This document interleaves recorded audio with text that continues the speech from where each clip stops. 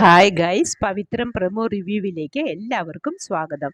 അങ്ങനെ വേദയുടെ വീട്ടിൽ നിന്നും വന്ന മാഷ് എല്ലാവരോടും കൂടി പറയുന്നത്, ഇത്രയും നാൾ ഈ വീട്ടിൽ ഞാൻ വിക്രമവും പരസ്പരവും ജീവിച്ചത് ഒരു അപരിചിതരായ രണ്ടു പേരെ പോലെയായിരുന്നു.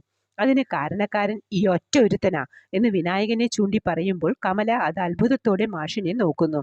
അന്ന് എൻ്റെ റിട്ടയർമെന്റിന്റെ ദിവസം ആരുടെയോ കയ്യിൽ നിന്നും പണം വാങ്ങി അതെന്റെ കയ്യിൽ വെച്ചത് വിക്രമായിരുന്നില്ല, ഇവനായിരുന്നു എന്ന് പറയുമ്പോൾ മാഷിന്റെ ശബ്ദത്തിന് നല്ല കനമുണ്ടായിരുന്നു. അത് അത് കണ്ടുപിടിച്ചതും വേദയാ എന്ന് പറഞ്ഞതും ആരും പ്രതീക്ഷിക്കാതെ വിശ്വം ചാടി എഴുന്നേറ്റ് വിനായകന്റെ കരണത്ത് ഒന്ന് പൊട്ടിച്ചു. എന്നിട്ട് പറഞ്ഞു, ഇതിലും ഭേദം നിനക്ക് ചത്തുകൂടായിരുന്നടാ എന്ന്.